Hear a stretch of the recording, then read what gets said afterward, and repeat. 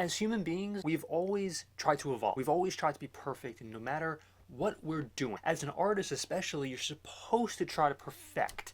You're supposed to try to evolve, to try to get to that place that's better than everyone else, no matter what type of field you're in, especially art. The old habits, the styles that have once have been safe and comfortable for you, have to be pushed. They have to be sort of let go of almost. Keep exactly what you've learned from the past and try to make that even better. Try to make your art even better whenever you're trying to create a new piece. To try to evolve, you're not trying to make the same exact drawing that you did when you were in kindergarten or in middle school or high school. Every single year, every single time you try to create a new piece, you should be trying to let go of whatever previous piece that you tried to make and try to make the piece that you're making currently even better than the past one before that. You need to take a step back and try not to judge yourself. Try not to take a look at the horrific paintings or drawings that you may or may not have made in the past. Try to put them away in a drawer. Make this piece the best it possibly can. When I've made the Amy Winehouse piece and the Elvis Presley piece and the Selena piece especially, that is kind of me trying to perfect, me trying to evolve as an artist, and trying to take all of that crap that you were trying to make, that you had in the past, so your brain was kind of fumbling around with. What if I lose? What if my old habits are going to creep in and try and ruin this piece? You have to let go of all that. You have to let go of the mindset that you're going to ruin a piece. I had that mindset when I first really got going in this space, where, oh my god, I'm gonna possibly ruin it. I'm gonna possibly ruin this Elvis piece or this Selena piece or what have you, whatever I was making at the time. I'm just using this as an example. You need to let go of that. Give yourself full permission to make bad, experimental things whenever you're trying to make a new piece, right? Many artists are, they say that a lot of breakthroughs come with these paintings that you're just trying to make for yourself, essentially. Okay, if you're trying to completely just make a new piece and trying to evolve every single time, that is what works best for you.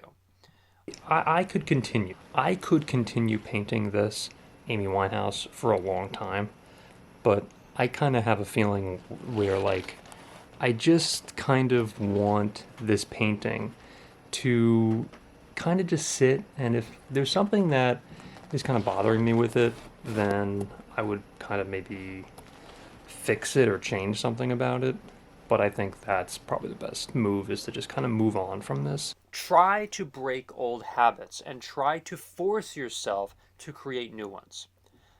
In my opinion, the best way you could try to evolve as a new artist is to, believe it or not, put away your old pieces. Completely put them away in a drawer or on a shelf or whatever. Give it to a friend, whatever it is.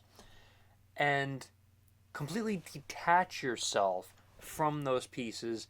Learn from your old habits, learn from your mistakes, but don't surround yourself with these old paintings that you made in the past. You can always revisit them later, years down the road, and say, wow, did I evolve as an artist?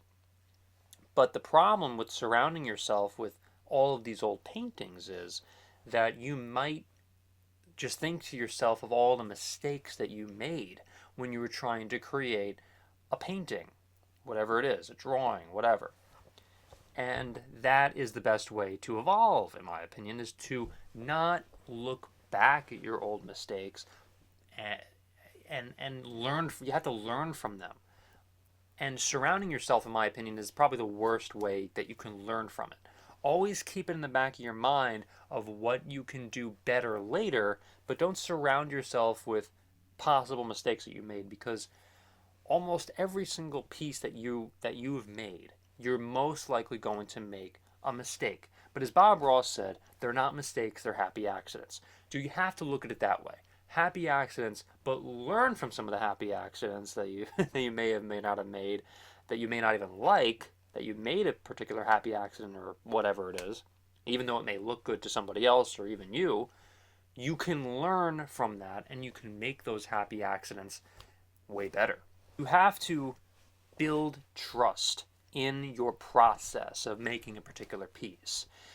Start with just making a particular painting and let yourself kind of warm up to the fact that you think of yourself as an artist, that you think of yourself as not someone who's just trying to make a painting, but as an artist. You have to label yourself, as Robert Rodriguez kind of noted in a past Joe Rogan interview, where he noted you have to think of yourself as an artist or as someone who's like a bodybuilder if you're working out or doing whatever it is. You have to think of yourself as that person, whatever you're trying to accomplish. If you're trying to make a film, you're a filmmaker. Put yourself in those shoes, and if you label yourself as that, if you trust the process and being a filmmaker or being an artist, you can accomplish it. Sometimes you have to take a step back. You have to walk away from the art. Sometimes it's best to maybe even throw it away. If it's not going the way that you want it to, and you really know it, like possibly 5, 6, 7 hours in, just start over again. You can totally, just wipe it away, just start fresh. There's nothing wrong. If you're a beginner especially, if there's nothing wrong with just taking a step outside, walking the dog, and going back to the piece later on, it's fine. Don't worry about it.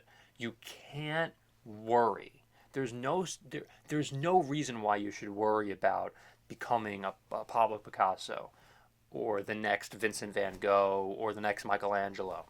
You can only be yourself. That's all you could do. You just have to trust yourself. Trust the process that you're trying to make.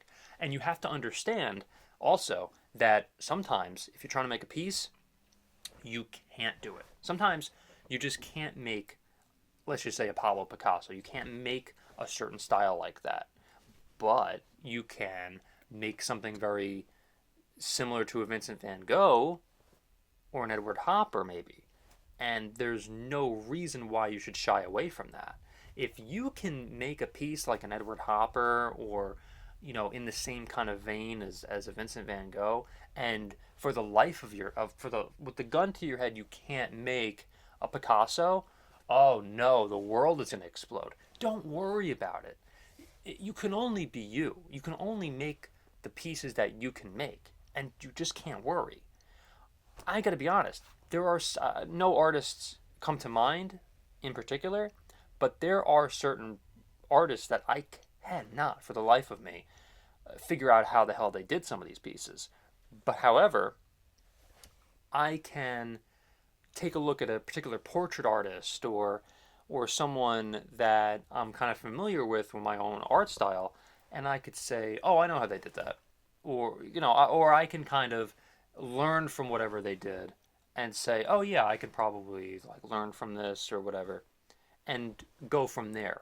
There's nothing wrong with being yourself and sticking to the road that you know how to go down. Now I digress. There's no reason why you shouldn't go down certain paths and kind of try to test things out if you're a new beginner or if you're someone who's even kind of old to the game and kind of wants to try something different. There's freaking nothing wrong with that. I mean, come on now. You should always try to do something different. But if you can't do it, you just can't do it. And you have to understand that you're a certain artist. You can do certain things and certain things you can't do. There's nothing wrong with that. If you like this video, remember to leave a like and also subscribe. Thank you so much for watching, everybody. Hopefully I will see you in the next one.